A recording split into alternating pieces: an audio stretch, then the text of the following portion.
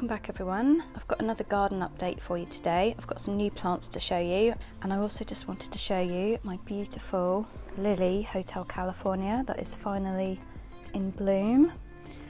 I've never grown this one before. I grew it from a bulb this year. It's really tropical looking, and this one is hardy here in the UK, so this will come back next year. Apparently it's best to wait until the foliage has completely died back before you chop it and then mulch over it for winter. So I just picked up a few plants today from a local garden centre called Haskins. I got myself another couple of Crocosmia lucifer. Looks like this one's about to flower. They're a decent size. I think they were £10 each. As I mentioned in a previous video, I've got some beautiful Crocosmia at the back here, and I really wanted to add some to my middle island because it looks so beautiful next to the bananas. So my plan is to plant it in the middle here somewhere. And I also picked up this beautiful salvia hot lips. Apparently this flowers all summer. I've seen these before on some of the Facebook gardening groups, and I have had it on my list, so I couldn't resist that one. That was £10 as well. It's quite a good size. And then I just picked up a begonia and this beautiful dahlia. This one is called Happy Days Halo, and it's got the most beautiful yellow and vibrant pink petals. Just couldn't resist that one.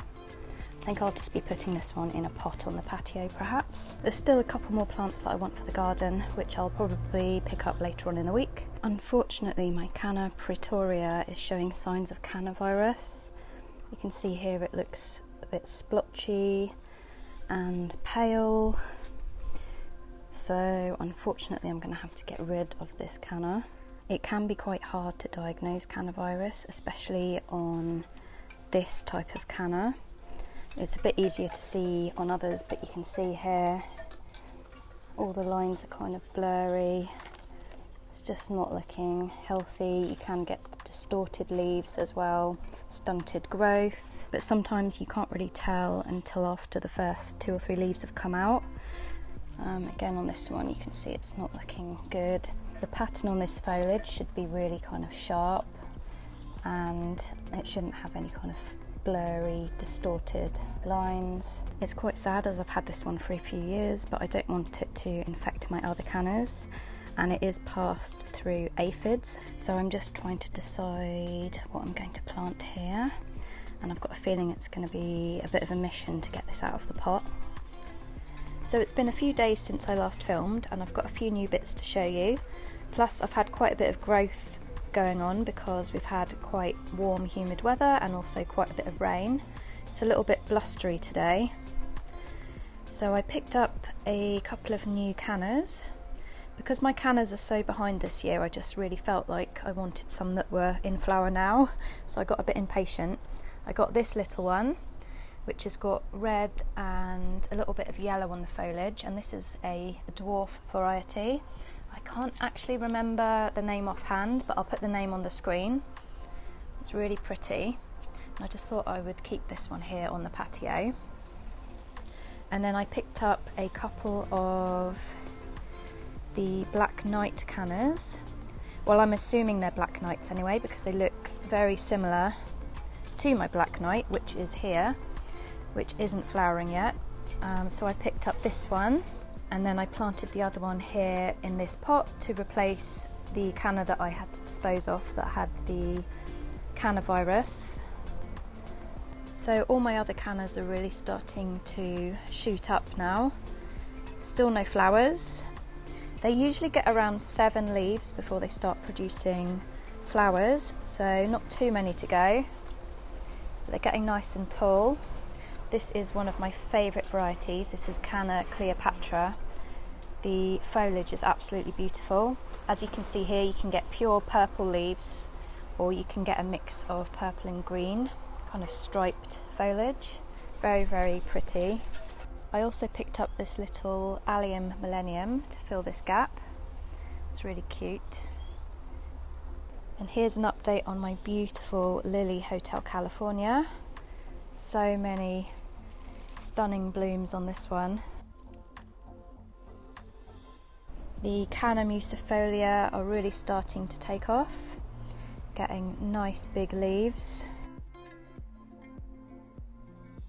The Crocosmia over in this border is doing well. Loads of beautiful blooms. My Colocasia esculenta is finally starting to get slightly bigger foliage. It's very behind this year. There's lots of leaves though. The Baby's Tears is also really starting to take off now. As you can see, it's already started climbing over the stones. It looks really nice. I can't remember if I showed you this already. I just picked up this fern for this nice shady border. I also picked up this plant for a splash of colour on the bar. The plant pot is also new. This is a tropical pot from Ivyline. I've got loads of Ivyline pots inside my house and I just couldn't resist this one. It's the most tropical pot I think I've ever seen. I think I'm going to have to get a few more of these. They do them in 3 different sizes. I just picked this one up from a local garden centre. I think it looks really lovely on the bar there. I think the only other thing I've got to update you on is this cute little barrel that I bought to sit on the bar. It originally had some writing on it. It was a sherry barrel, but I decided to sand off the writing. I'm going to give it a bit more of a sand and I'm going to restain it. It does need a bit of TLC. When I was sanding this, it actually snapped in half on the top and the bottom, so I've had to kind of glue it back together. But I'll show you it once it's all stained and finished and looking beautiful. But I just thought this would look so cute sitting on the bar. I can't remember if I've shown you these solar lanterns. They came as a pair, so I've got a taller one and a smaller one. These were both from Lights for Fun and I plan to put these on my new decking area once it's finished. I think that's all the updates I've got for you on the garden at the moment. If I add anything new I will film it and add it onto the video. But this is how it's all looking at the moment. It's all starting to fill out a bit more now. It's starting to look a little bit more jungly. So my plan for this afternoon is to finish sanding this mini barrel. I forgot to mention that I found this barrel on eBay. Hopefully it won't fall apart this time when I take the rings off, because I have tried to glue it together. So I'm just going to give it a sand and then get the first layer of stain on it. I'm actually going to be using the same stain that I used on my pergola.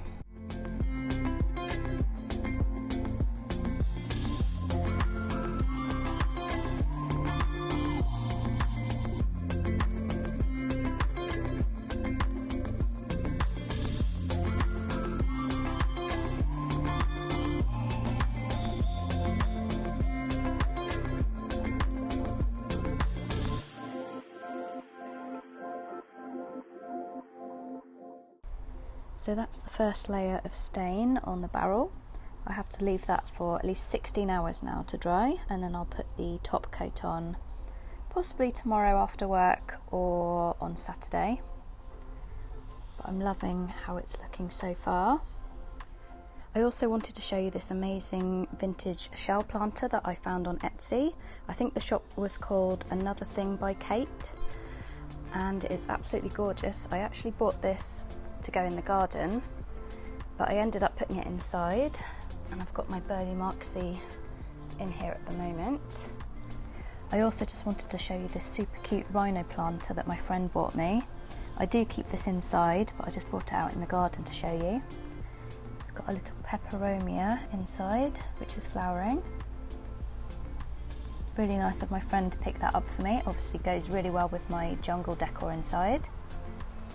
I did film an indoor jungle tour for you last week, so you can see what my living room looks like. So if you haven't seen that already, I'll put that below in the description box for you. But thank you so much for watching, everyone. I really hope you're enjoying my garden updates. Take care, everyone. Happy gardening, and I'll see you all soon.